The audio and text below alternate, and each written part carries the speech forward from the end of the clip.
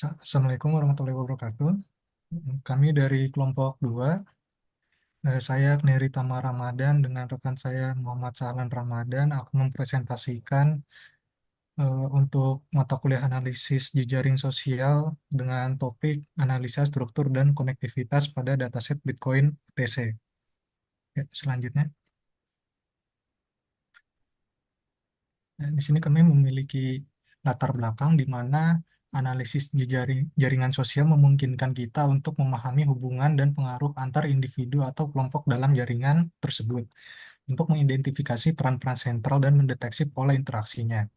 Analisis jaringan sosial ini relevan untuk mendeteksi kelompok inti dalam jaringan sosial yang erat seperti media sosial yang memiliki pengaruh dalam penyebaran informasi dan perilaku dalam komunitas. Dikutip oleh Junaev 2020. Selanjutnya ada rumusan masalah. Terdapat 3 rumusan masalah di mana yang pertama, bagaimana metode community detection dapat diimplementasikan untuk mengidentifikasi kelompok atau komunitas dalam jaringan sosial. Yang kedua, bagaimana struktur komunitas dalam jaringan sosial dapat memberikan wawasan lebih mendalam terkait perilaku dan interaksi di dalam jaringan tersebut. Dan yang ketiga, apa saja manfaat yang bisa diperoleh dari penerapan community detection dalam analisis jaringan sosial. Selanjutnya. Eh, Selanjutnya ada tujuan penelitian. Eh, Yang pertama, mengidentifikasi dan mengelompokkan komunitas dalam jaringan sosial menggunakan metode community detection.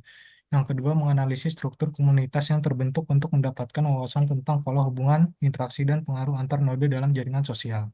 Yang ketiga, menjelaskan manfaat praktis dari community detection dalam jejaring sosial, termasuk penerapannya dalam pemasaran, penyebaran informasi, dan deteksi kelompok yang rentan.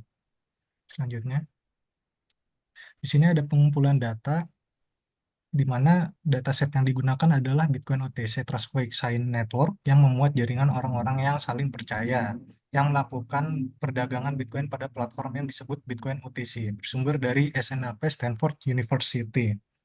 Nah, di sini di pengumpulan datanya eh, terdapat nodes, edge, range of edge weights, dan percentage of positive edge, di mana nilainya untuk nodes 5.881, edge-nya 35.592, range-nya itu antara minus 10 sampai 10, dan percentage of positive edge-nya itu 89%.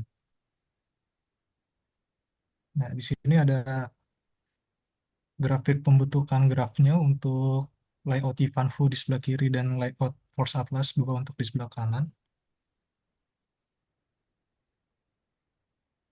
Selanjutnya memasuki perhitungan statistika dasarnya. Yang pertama ada average degree atau derajat rata-ratanya. Average degree dapat ditentukan dengan jumlah hubungan pada satu node dibagi jumlah hubungan yang terdiri pada satu jaringan sosial. Dikutip Alhatz dan Rockne tahun 2014. Perhitungan derajat rata-rata menggunakan fitur average degree di GV, di mana setiap node dihitung jumlah koneksinya dan nilai rata-rata diambil dari seluruh nilai derajat. Selanjutnya, yang kedua ada diameter jaringan. Diameter sendiri merupakan jarak atau distance terjauh aktor dalam berinteraksi dengan aktor yang lain. Dikutip dari Knock dan Yang tahun 2019. Diameter ini menunjukkan sejauh apa informasi atau koneksi dapat menyebar dalam jaringan tersebut. Untuk menghitung diameter jaringan ini, kita dapat menggunakan fitur network diameter yang digunakan dalam GP. Diameter dihitung dari jarak terpanjang dari semua pasangan nodenya. Selanjutnya. Yang ketiga ada distribusi derajat. Distribusi derajat ini merupakan sebuah jaringan dengan jumlah sisi yang dipunyai sebuah simpul terhadap simpul lainnya. Distribusi derajat dihitung dengan menghitung frekuensi dari setiap nilai derajat yang ditemukan pada node-node jaringannya. Selanjutnya, di sini ada struktur dasar jaringannya. Ini hasil visualisasi graf yang menunjukkan node edge dan keterkaitan antar simpulnya.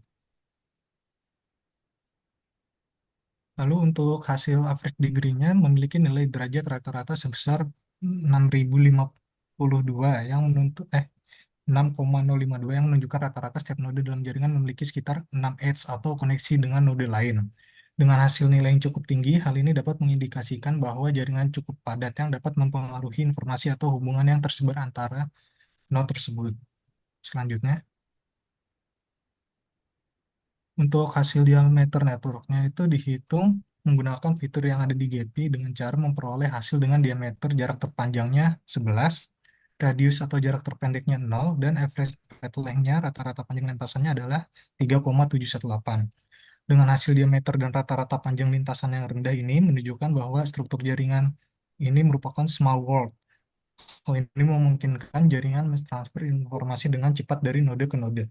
Selanjutnya, ya, ini merupakan degree distribution grafik untuk degree distribution ya.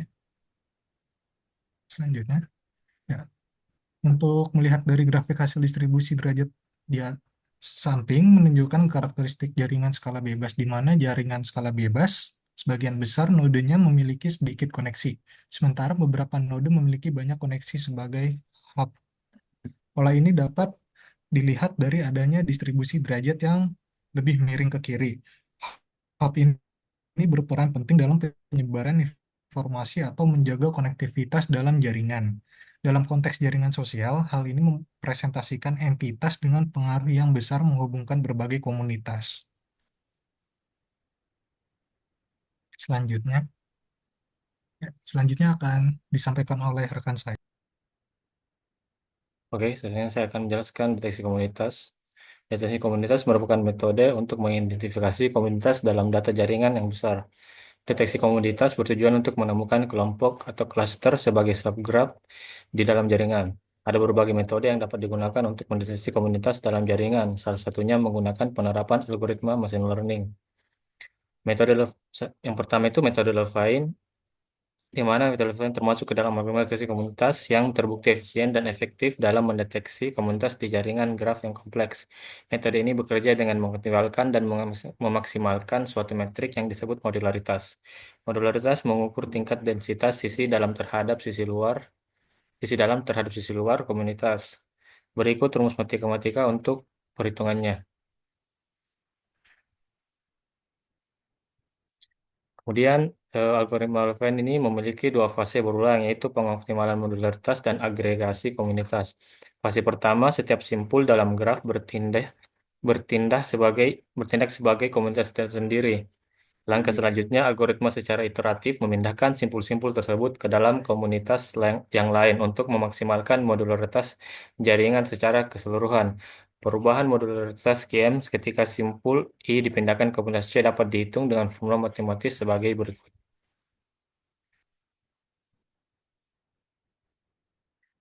Setelah fase pengoptimalan modularitas selesai, graf memasuki fase kedua yaitu jaringan baru, dibentuk dengan setiap komunitas dari fase sebelumnya menjadi simpul baru. Simpul dalam jaringan baru ini kemudian diproses kembali demi memperoleh partisi baru yang lebih optimal dengan mengulang fase pertama. Kedua fase ini terus berulang hingga tidak ada lagi peningkatan modularitas yang dapat dicapai dan menghasilkan komunitas-komunitas yang akhir yang ideal. Kemudian yang pertama itu ada karakteristik komunitas. Algoritma Levine diimplementasikan menggunakan library Community Levine dan NetworkX dalam Python untuk mendeteksi komunitas dan menganalisis karakteristik komunitas dalam jaringan Bitcoin OTC. Dari hasil deteksi komunitas menggunakan metode Levine, ada 8 komunitas yang terdeteksi dalam jaringan Bitcoin OTC, yaitu Trust, Wake, Sync, Network. Berikut dapat kita lihat ukuran komunitasnya dari masing-masing komunitas. Dilihat dari ukuran komunitas, komunitas 3 itu merupakan komunitas terbesar dengan 249 node atau anggota yang menunjukkan hubungan yang sangat kuat. Komunitas yang mempunyai anggota atau node paling sedikit adalah komunitas 1 dan komunitas 7 yang merupakan kelompok kecil dari interaksi yang spesifik. Komunitas lain mewakili subkelompok dengan ukuran yang sedang. Hasil ini menunjukkan bahwa jaringan memiliki struktur yang beragam. Di sini kita bisa lihat lagi pengaruh pengguna dalam komunitas dan menghitung bobot sentralnya. Hasil analisis menunjukkan bahwa setiap komunitas memiliki node yang paling berpengaruh berdasarkan nilai sentralitasnya. Semakin besar nilai sentralitas, semakin besar pengaruhnya. Node-node yang menunjukkan peran penting dalam struktur komunitas masing-masing dan dapat menjadi fokus analisis lebih lanjut untuk memahami hubungan antar node dan pengaruh dalam jaringan. Di sini kita lihat komunitas 0, node paling pentingnya itu di 2.0, komunitas 1 node paling berpengaruhnya 4.0 dan komunitas 2 not pengaruhnya itu -10, di komunitas 3 not paling berpengaruhnya di not 1, komunitas 4 not paling berpengaruhnya di 3.0 dan komunitas 5 not paling berpengaruhnya di -1.0, komunitas 6 di Note 5.0 dan komunitas 7 di Note 10.0. Tapi kita lihat juga perhitungan sentralnya masing-masing komunitas. Kemudian di sini dapat kita lihat tabel hubungan antar komunitas dengan eh, total weight-nya atau bobotnya, di mana masing-masing komunitas mempunyai hubungan satu sama lain. Dan hasil analisis hubungan antar komunitas ini menunjukkan bobot total yang mengindikasikan tingkat interaksi antar komunitas dalam jaringan. Secara keseluruhan, komunitas yang paling berhubung adalah komunitas 3 yang memainkan peran sentral dalam jaringan, memiliki hubungan kuat dengan hampir semua komunitas lain. Hal ini mengindikasikan komunitas 3 sebagai hub utama dalam jaringan.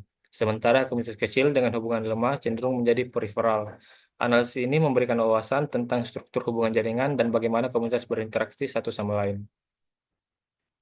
Berikut dapat kita lihat visualisasi komunitasnya menggunakan deteksi komunitas menggunakan Levine algorithm, di mana setiap warna menunjukkan komunitas yang terdeteksi. Node dalam komunitas yang sama terlihat memiliki keterhubungan lebih erat satu sama lain dibandingkan dengan node yang ada di komunitas lain. Sebagian besar komunitas juga terlihat membentuk klaster yang rapat, mencerminkan tingkat modularitas tinggi dalam pembagian komunitas. Secara keseluruhan, graf memiliki struktur yang kompleks.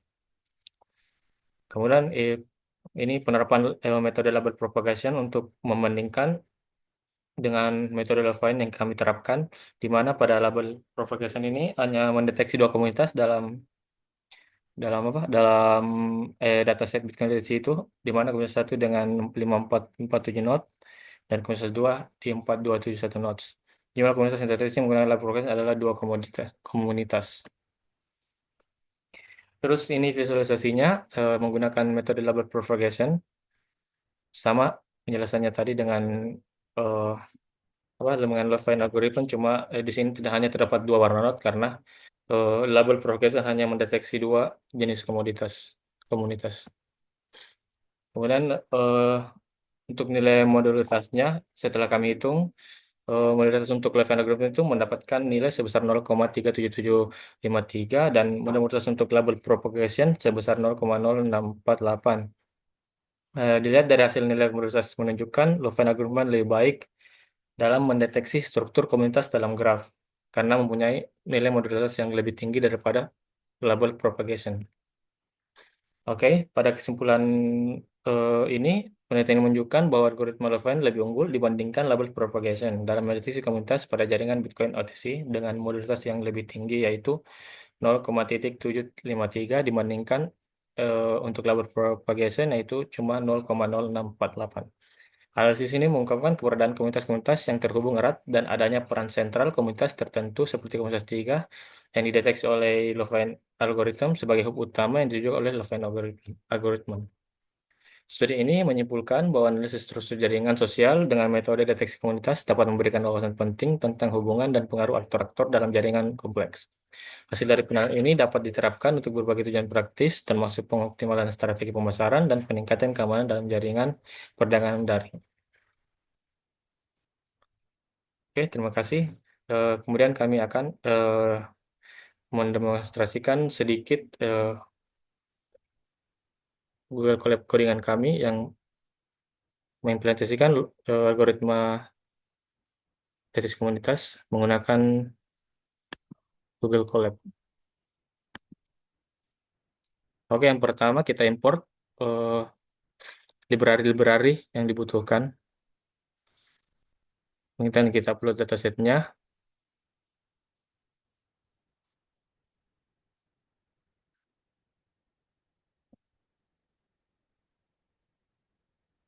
Oke, yang kedua itu, yang pertama itu kita mendefinisikan muat graph, yaitu membaca graph yang ada di dataset tersebut. Di sini ada hasilnya, graph Lossley dengan hasil 508,68 nos dan 11.578 edge. Kemudian kita terapkan algoritma deteksi komunitas, yaitu Levine algorithm. Karena kita definisikan pertama, kemudian hasilnya mendeteksi 8 komunitas. Kemudian kita lakukan analisis tentang strukturnya, di mana kita menghitung ukuran komunitas, pengaruh pengguna dalam komunitas, dan analisis hubungan antar komunitas. Seperti yang dijelaskan tadi pada slide persentase.